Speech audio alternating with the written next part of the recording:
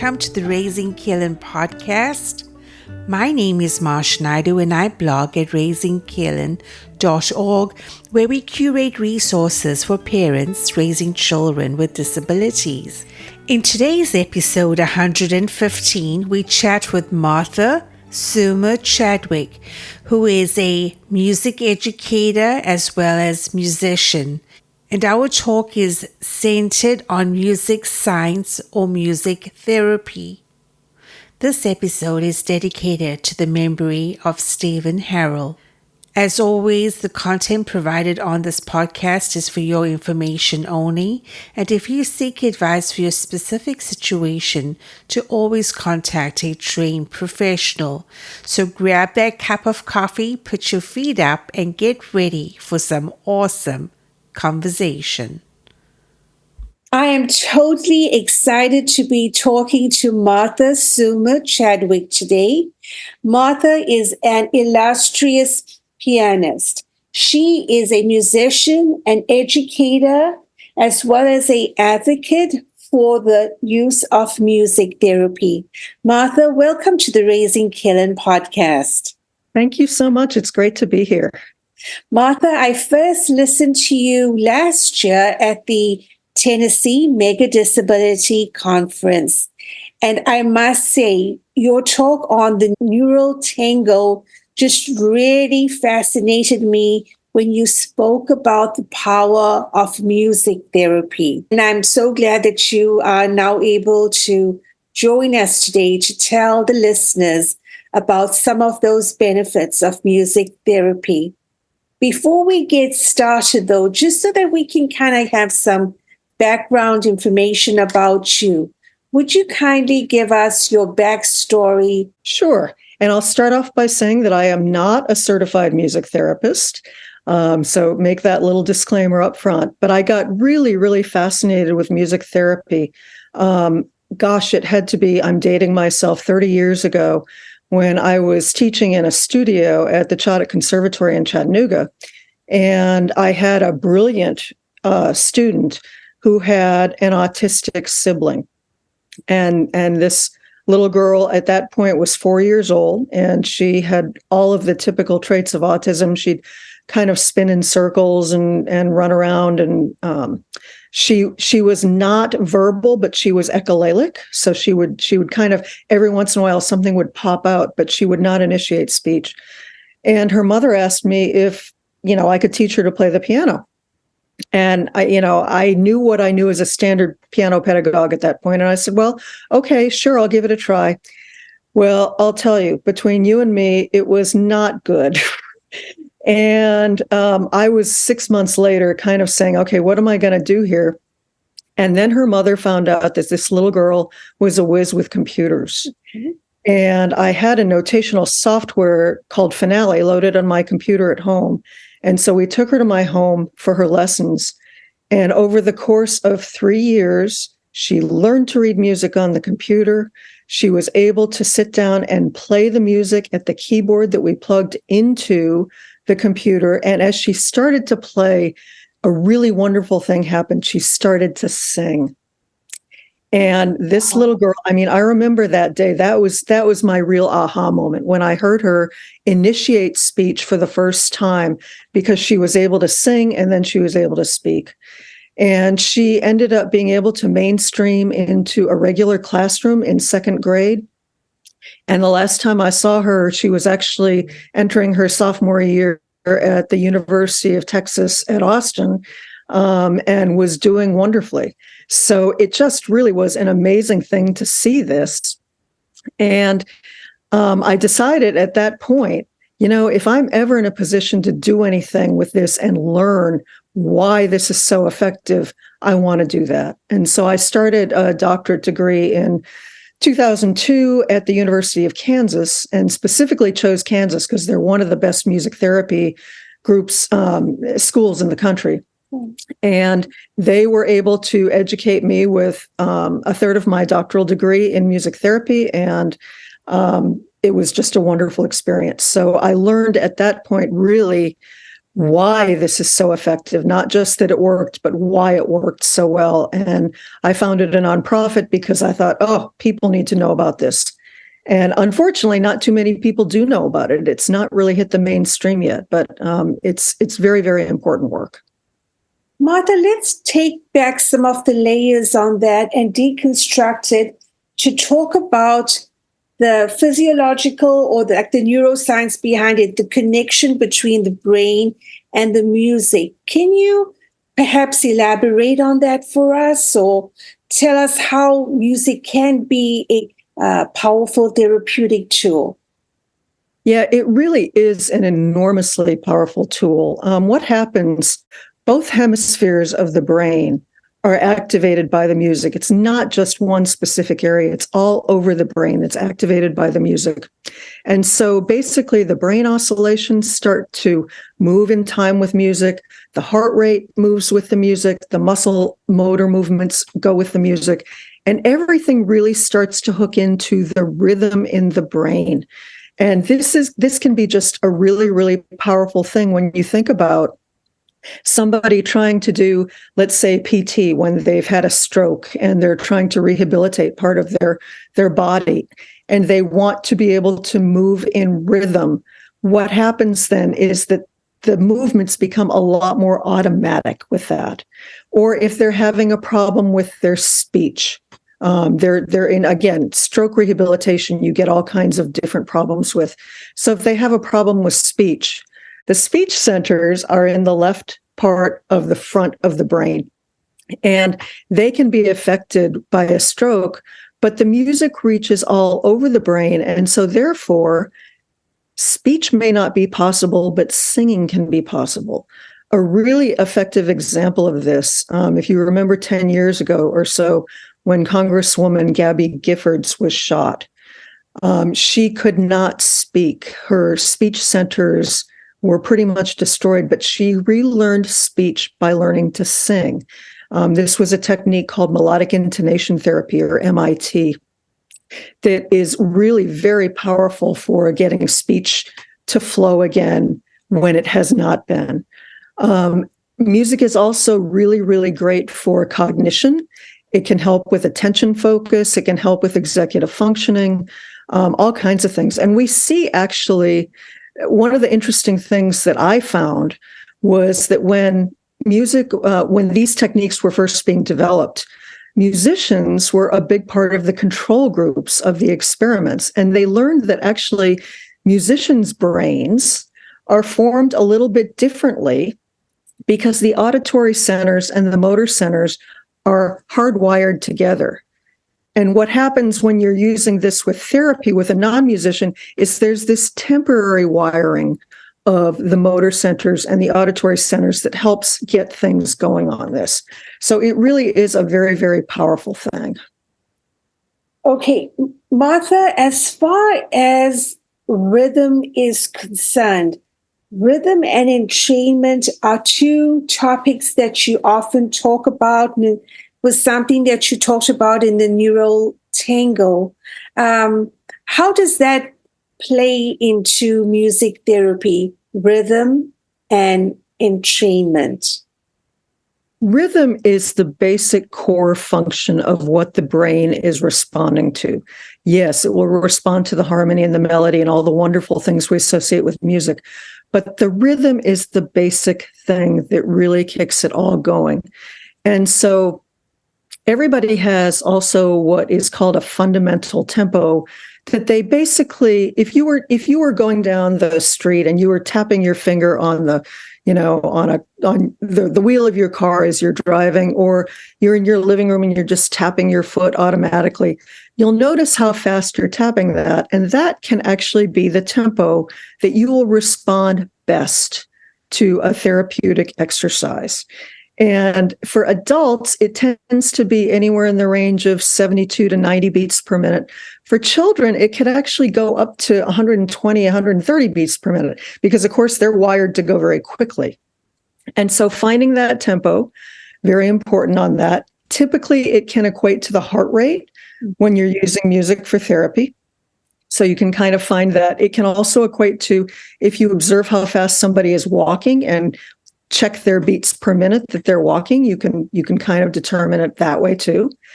And the really interesting thing with the therapy is that how this works, we have the basic rhythm, but then if we increase or decrease that basic rhythm by plus or minus 5%. Let me give an example of that. So if I'm working with a stroke person, who's walking at only 60 beats per minute, okay, and trying to get them to rehabilitate, I would start them on a walk at 60 beats per minute. But if I increase it by 5%, which is up to 63 beats per minute, they're automatically going to follow without even thinking about it. The brain doesn't realize, and so it just automatically goes into that. So we can actually have therapeutic goals set to either increase or decrease. In the case of a hyperactive child, it might be the exact opposite type thing, where you've got a child running at 130 beats per minute, and you want to get them to slow down. And so you start your metronome at maybe 125 beats per minute, and they're going to follow that. And a few minutes later, you can set it down to 122, and then down and down and down. And the body will naturally follow that without knowing, without being conscious of it. More than that, the research shows that the body is consciously aware and may have a little bit of a kick of, do I want to follow that or not? But up to 5% is just amazing. So with that, when we want to get the entrainment fit into it, the muscles are going to automatically start to move to that beat. The motor functions, the heart rate again, the brain oscillations, everything is going to start to entrain to whatever that beat is that you're working therapeutically with. And things will just start to go much smoother, much faster than if you did not have that beat accompanying it. So that rhythm and entrainment piece, does that form the foundation of your biomedical music protocols, Martha? Yes, much of it is. The biomedical music protocols were actually originally, the lab was originally at Colorado State University, and they are now up in Toronto. And it's an incredible place where they are working on new techniques all the time and new research. And rhythm is the main thrust of what they are working with on that. Again, there are many, many different techniques that are for cognitive, speech, or motor type problems, challenges that people can have that come out of that. Music therapists who specialize in what's called neurologic music therapy, which that's what these biomedical music protocols are, can be referred to as NMTs, neurologic music therapists. And a music therapist who has not had the training is still, of course, a music therapist. They are referred to as MT-BC, which I will also say all music therapists are referred to as that, which is music therapist board certified. So yes, so in the research continues in Toronto, and of course that's where the lab originated, but there's a lot of other research going on right now with neuroscientists and labs working all over the country trying to work on these techniques. How can parents listening to this podcast get plugged in to finding out perhaps they may already be able to tell the benefits of music therapy by listening to what we're saying, but how can they get plugged into perhaps a resource, Martha? Yeah, the American Music Therapy Association is, of course, the organization to go to for this. And you can go to their website, which is musictherapy.org. And they have a place on their website that's called Find a Music Therapist. And you can actually go and list by state or by city in the state, whatever, where you can find a music therapist. So that is for the straight music therapy. You can also, music is beneficial when you use it for music enrichment, for instance, with children with autism. So maybe it might not be working with a music therapist, but with a piano teacher, learning an instrument. There's all kinds of wonderful things, wonderful ways that the brain can grow just simply by working with music. As a matter of fact, there's some really interesting studies that were done on musicians that found that if a child starts to learn playing the keyboard before age 7, I believe it is, that their corpus callosum, which is a part of the brain that kind of connects the two pieces of the brain and gets the communication going, their corpus callosum can actually be up to 15% greater than a non-musician because they started working with music at such an early age. And, most kids, of course, they'll get to high school and say, well, I don't have time for this anymore. But that growth in the brain stays.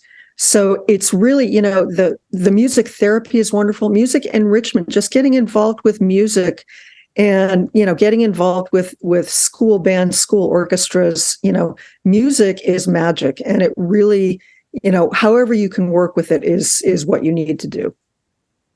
So the application of music therapy is not necessary for our pediatric patients or children, so to speak.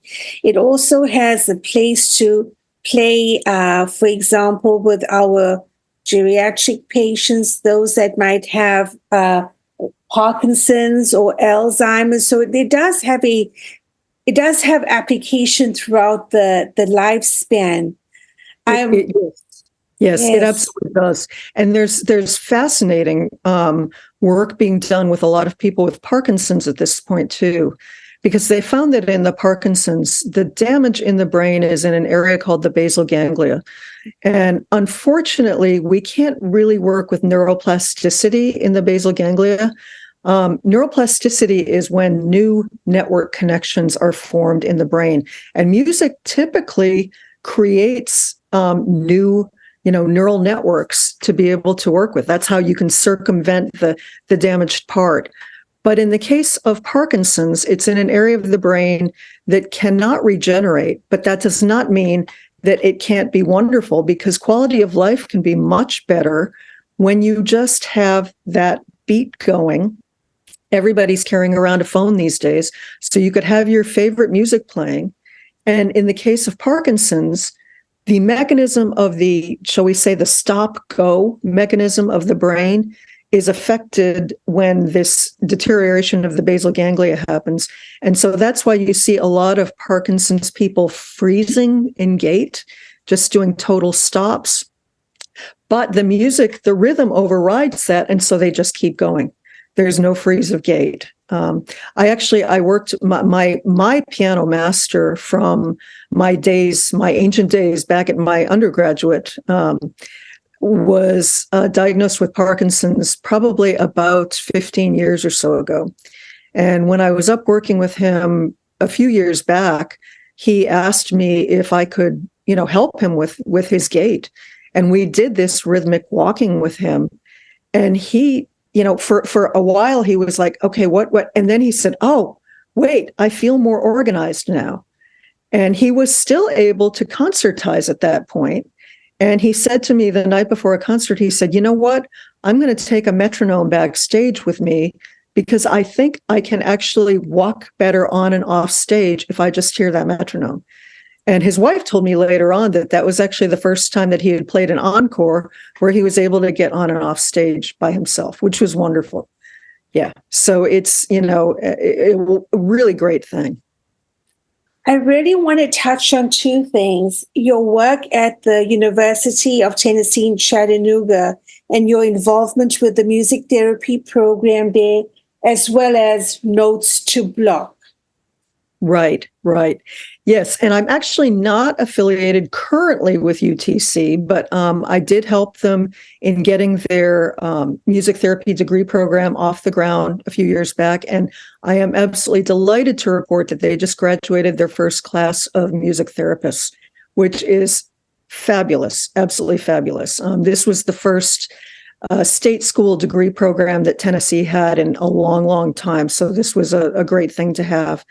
Now, Notes to Blocks came about from a program I did in 2019 at the Chattanooga Public Library, and I was asked to be able to set up a system where children with autism could sit with their neurotypical peers and learn the same piece of music at the same time. The library had just been gifted some keyboards by UTC, and so they wanted to see innovative ways to use the keyboards. So I came up with this design system of basically just creating a music notation that was colored blocks on grid paper. I had used this kind of thing many years ago when I was working with children with autism. When I was first learning the techniques, they were unable to read music notation. I mean, it was just way too complex, but they could read colors, of course. And so we just did this little color-coded thing with little colored tabs on the keys. And then I drew a little design for them, and it worked great. So we flushed out that design, and it worked wonderfully. The one problem that, it was a very successful program, but the one problem that we had was that I was physically filling in all these little pieces of, graph paper with the notes. And so the kids would have special requests, and I just don't have time to do it. And a friend of mine, who was the former head of the computer science department at UTC, came up and said, "Martha, why don't you automate this?" And I thought, of course, what a great idea. And so we created this system. This friend of mine actually basically did a proof of concept so that we knew that we could read in a music XML file and spit out information. And so then I was able to get a grant from the Foundation of Chattanooga and hire a developer to do the work on this. And so what happens is I play into a keyboard that creates a musical XML file. This is a standard language music file. It's kind of like MIDI is a standard language. XML is a standard language that can be interpreted by computers. And then the XML file is read into a program that spits out these wonderful graphs automatically. This is a system that we have up and running at this point that is now available on the nonprofit website for my nonprofit, and that is mtgic.org. And if you navigate to the projects tab and then navigate down to notes to blocks, everything is there for how to set up your keyboard, the charts, everything. When you go in and you look at the charts themselves, you select, say, I want to learn how to play Happy Birthday with the charts. Happy Birthday you'll see first, there are actually 6 charts of Happy Birthday. And the reason for that is some people like to scroll on a device and some people like to print. And so we have 3 PDF files and 3 PNG files, one for both hands, one for right hand alone, and one for left hand alone. So you can pick exactly what you want. Wow. Doing both hands together might be too much for a child with autism or somebody with dementia to start with. And so you might want to start with just the right hand. They could scroll on their device, so you can download a PNG file, or they might want to print, you can download the PDF. So we're trying to be as flexible as we can with all of this. Again, it's totally free of charge to use. All you have to do is go in, select your chart. You can listen to the music. There's a file to listen to each piece also, sample. And then if you like it, you just hit download and it goes to your personal device. And you can use it to print out or play from your device. What a gift, Martha. That is such a legacy. I tell you what, that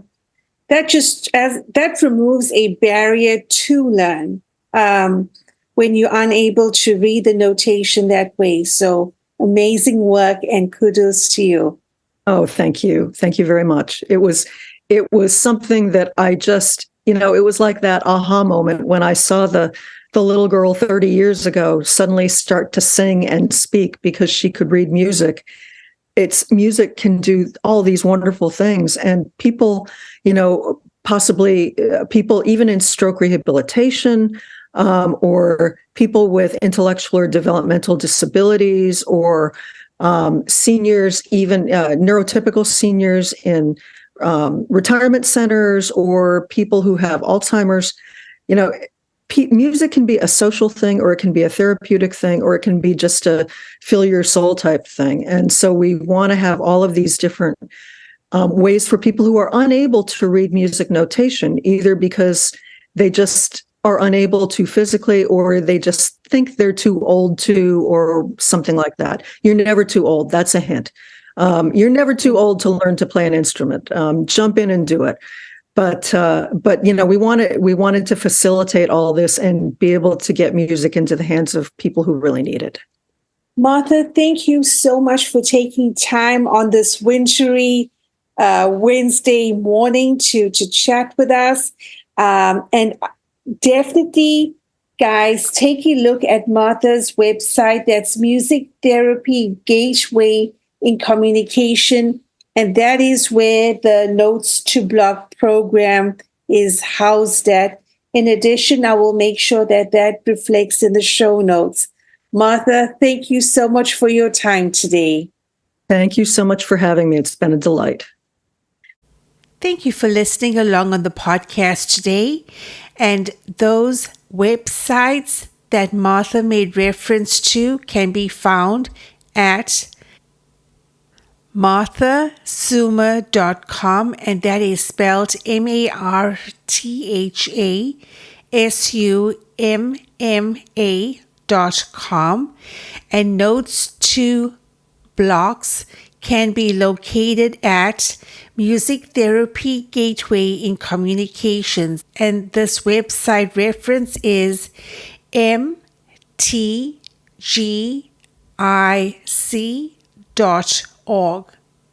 As always, thank you for listening along, and we would really appreciate you leaving a rate and review of this podcast episode on your platform.